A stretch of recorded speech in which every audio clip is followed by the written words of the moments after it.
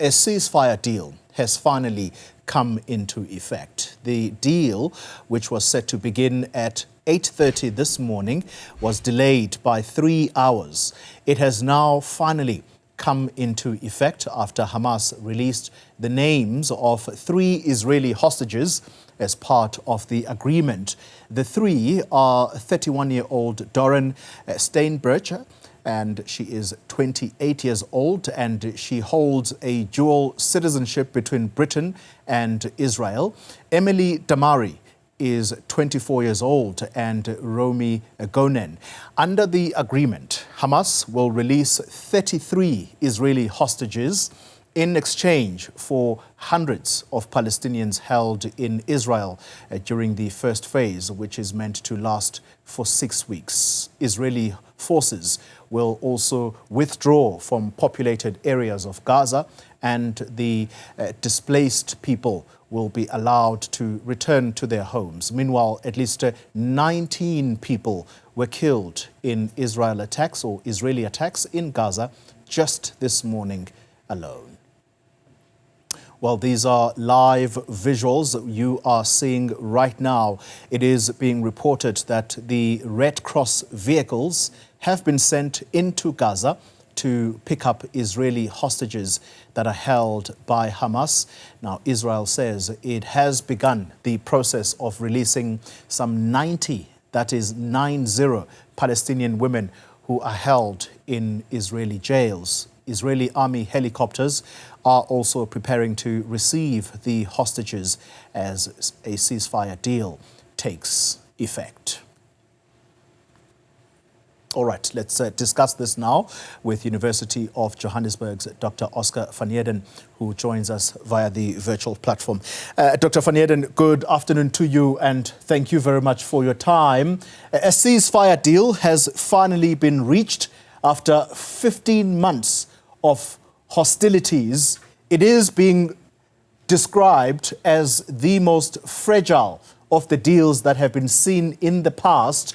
The question to you is, what opportunities does this deal present for Palestinian people and indeed the citizens of Israel?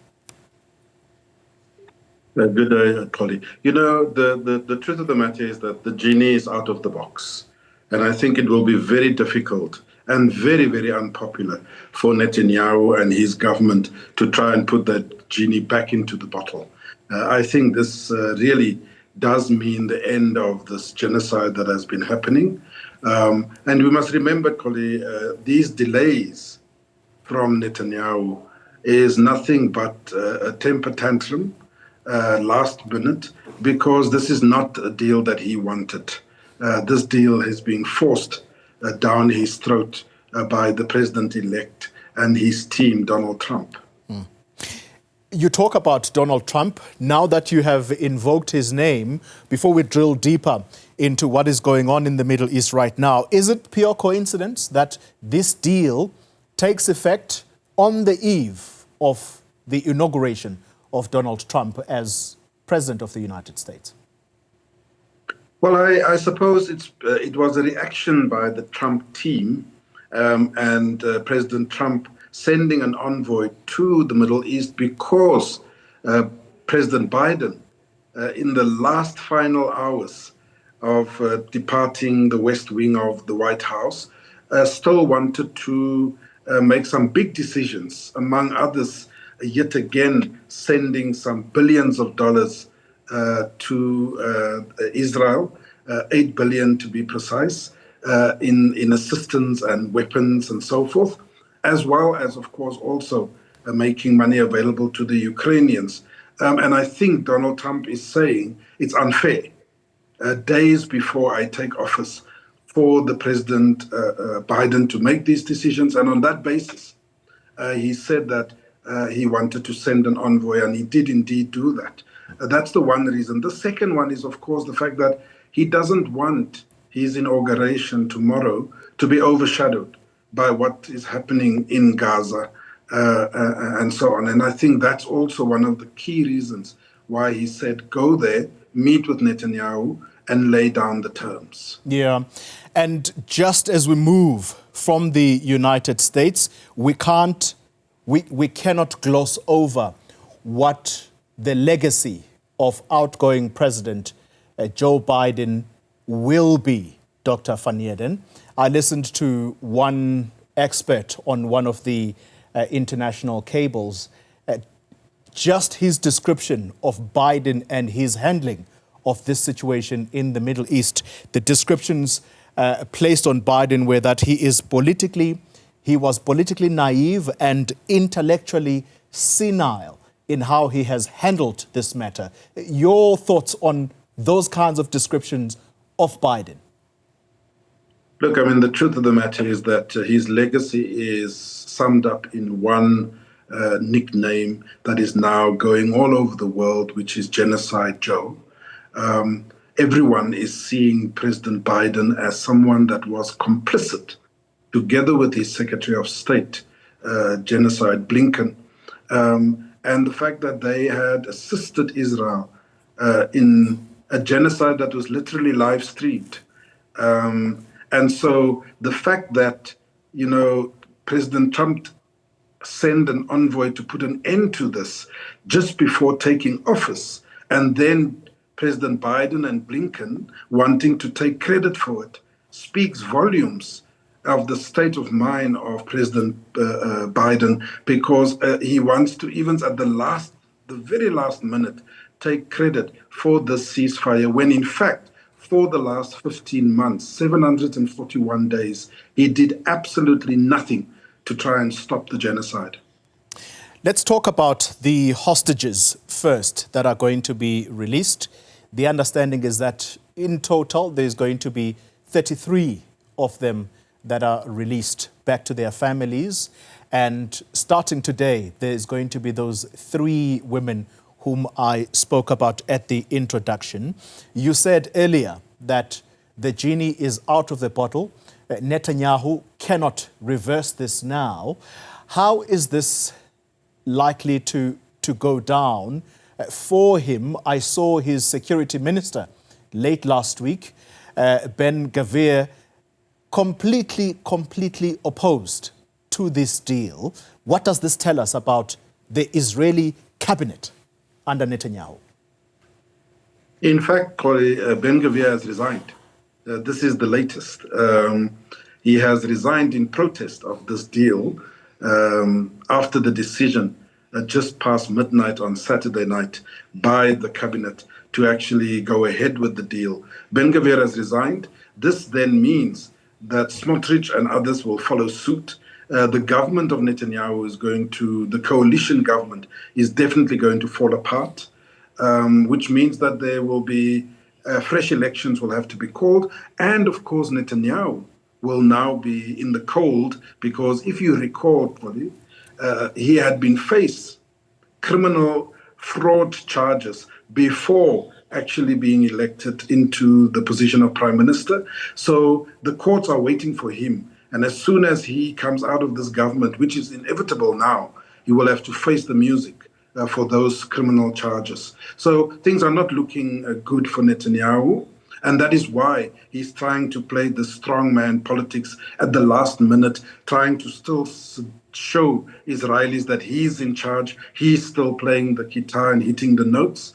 And as you rightfully pointed out, since the announcement of this deal, 120 Palestinians already have been killed. The IDF and the Air Force continuing with their bombardments. But the truth of the matter is, it is the beginning of the end of this genocide, whether he likes it or not. Let's talk about the Palestinian people. So many descriptions as to what has gone on in that part of the world. It's completely devastated. The place resembles a rubble. People, despite this, are making their way back to demolished homes, and they are determined, though, to rebuild. The question I have for you, Dr. Van Heerden, Hamas, it's said to have been completely decimated. Its leadership assassinated. They're gone.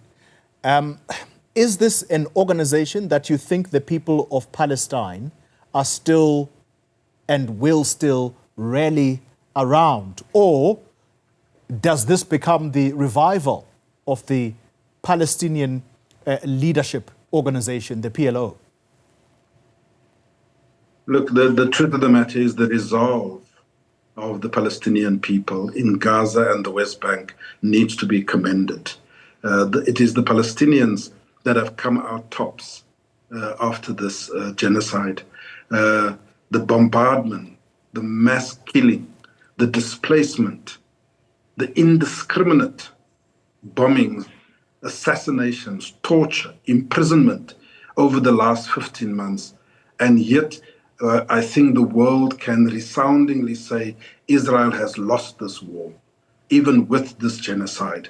Remember, Xoli, Israel set out at the beginning of this war, after the October 7 attacks by Hamas in southern Israel. They said they are going to completely destroy Hamas, its infrastructure, its operations, its tunnel system. They are going to make sure that the people of Gaza turn against the Hamas government and that they are not able to still govern. They are going to ensure that they are going to make sure that Gaza as a territory is no longer a threat to Israel going forward. They have failed on all these fronts. In fact, Secretary Blinken, in one of his last press statements, press briefings, actually indicated to the press corps in Washington a few days ago that the intelligence services have informed them that Hamas has recruited more people over the last 15 months than when they started out with this war. So Hamas is still in full swing and poses a significant threat going forward.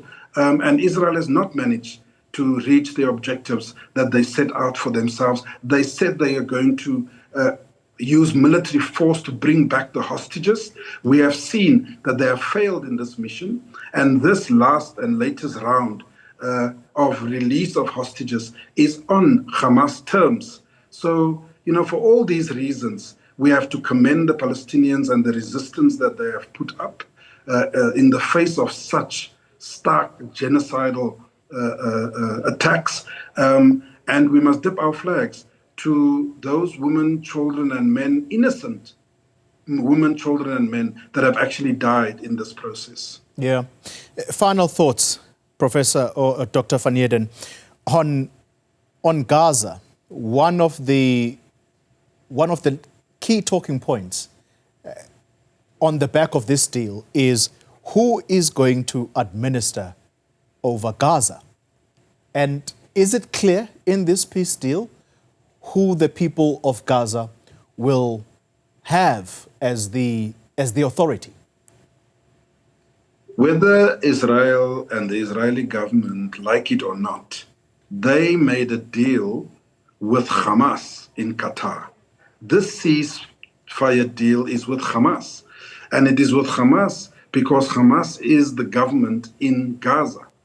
So for the Israelis or Netanyahu or anyone for that matter, the Americans, to think that they are going to be able to displace Hamas, I think will be folly. I think that the Palestinian Authority needs to do some serious introspection because the PLO police force were collaborating with Israeli forces in the West Bank to the detriment of Palestinians. And I think that the Palestinians have seen this.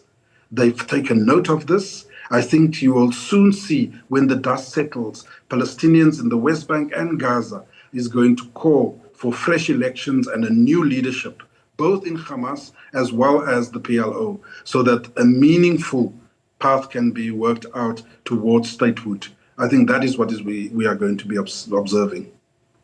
Dr. Oscar van Heerden, thank you very much for your time. He is attached to the University of Johannesburg. Such insights. Thanks indeed for your time. And perhaps one element we haven't touched on, and hopefully we are going to touch on it as the night progresses, the 90 prisoners that are held in Israeli prisons. Those are the people that are set to also benefit from this deal. They are going to be released, and in the main, we're told it is women.